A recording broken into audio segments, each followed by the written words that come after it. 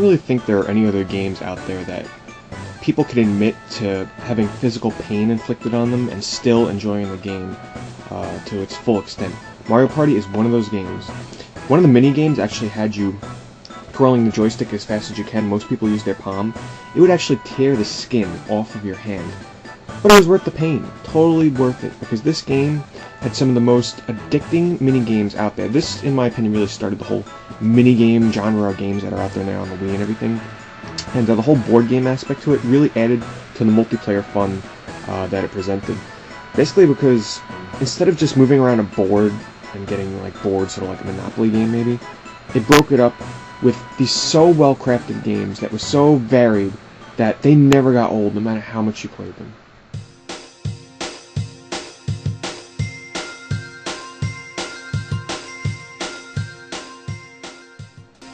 In my opinion, Wave Race is the definition of a Nintendo 64 game.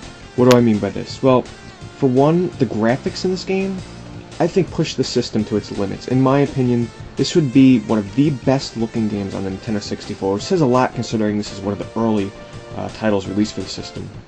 The wave physics were amazing. It really felt like you were riding the waves. The controls were really tight, and the thing about that is, they managed to make a game that would normally not appeal to a wide audience, because honestly, no one was talking about playing jet ski racing games before Wave Race came along. Somehow they managed to make it fun and addicting. Maybe it was the course designs. The course designs were always different, whether it be the daytime that it was in or the waves, if they were more harsh or smooth. But overall, Wave Race is an excellent title.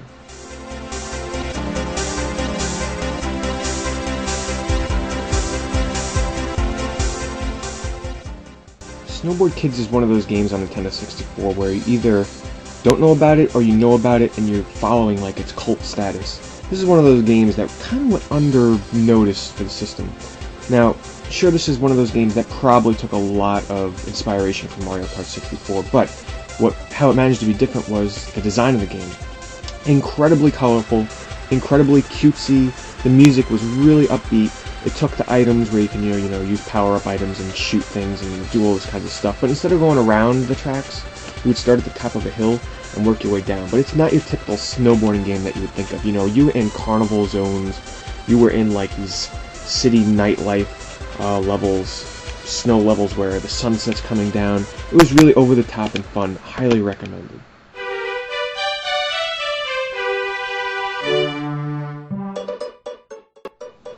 Besides Quest 64, the Nintendo 64 really didn't have any RPGs whatsoever, except for Paper Mario. This is a gem of RPGs. It might be simple in terms of, the combat, you only had 2 characters per battle. It's kind of simple and easy, but it's so stylized with the whole paper world and 3D setting, and they kind of play with that idea and have fun with it. But the battles, prior to Paper Mario, all RPGs were simple turn-based. You had your action RPGs, but mixing turn-based with timed button pressing really made the battles feel not monotonous, and outside of combat, the world was lovable. The writing was hilarious.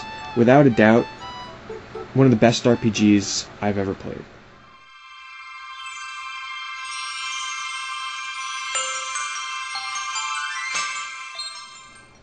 I will admit that for Smash Brothers, on my list, this is one of the ones that is riding purely on nostalgia for making it this high on my list. Why do I think that?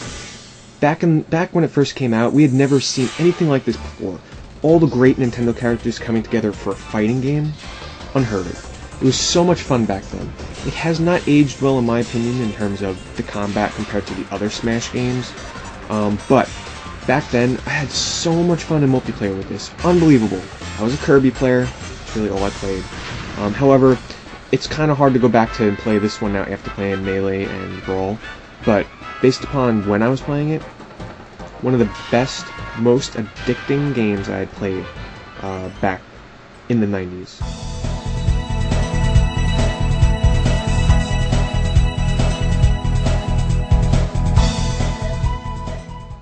So many games today owe so much to Mario Kart 64. It is the defining game of all kart racers out there. Any game that you see where there's cutesy characters driving around in cars, they owe all their credit to Mario Kart 64. This game when you thought of Mario Kart, you thought of the highly addicting single player, where you can do the versus and 4-player racing, and then there was the versus mode. Versus mode was so much fun. The courses might have been a little bit limited, and they might have been a little simplistic, but the minimalistic characteristics, I don't know what it was. It was just so much fun to either race, battle. Now, if you took the Mario-like characters out of this game and put in some unknown characters, it would still be a great game. The core mechanics, the racing and everything was just done so well, and without a doubt, worth the number 5 spot on this list.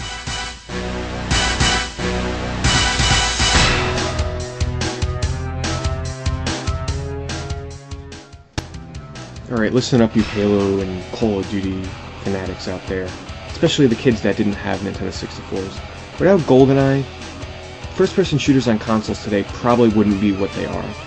Because of the Nintendo 64's joystick, it really brought first-person shooting to life on consoles. Its controls, for the time, really, they basically perfected it. Couple that with missions that weren't just simple point A to point B, get this key, get there. They had varied mission objectives, large levels that were very varied in their locations, a good story to back it up, and then the multiplayer. Multiplayer, you had awesome, well-designed maps, really fun guns, and here's just an example. I had my 65-year-old grandmother sit down with me in deathmatch, with handicaps of course, and we played Goldeneye. That right there shows you how awesome this game truly is.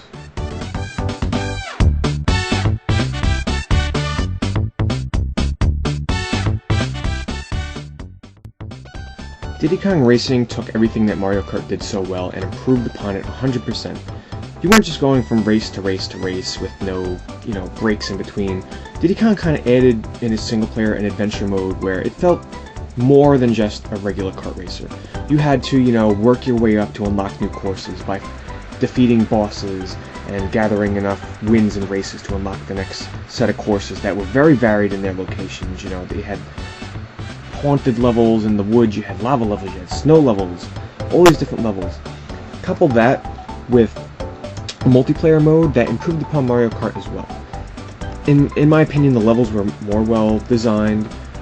It was just a lot more fun. They were more complex than Mario Kart's simpler outlook on the versus mode. I mean, everything about it, maybe it was just the universe that I enjoyed so much, the music, the colorful graphics, and I'm not overrating this one, people. In my opinion, yes, this is my 3rd favorite Nintendo 64 game, without a doubt.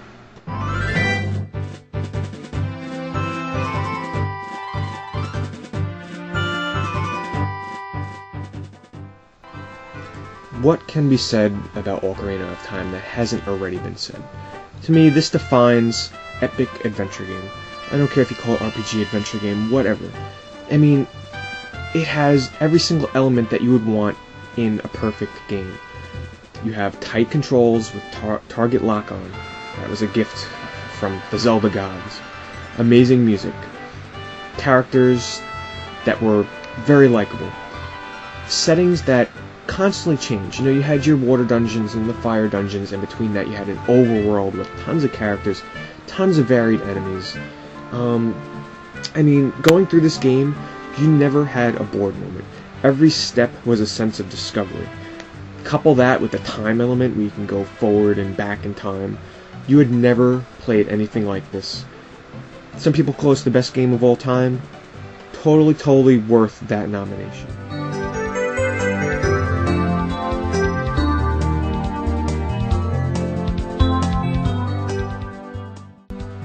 Super Mario 64 is the definition of a video game.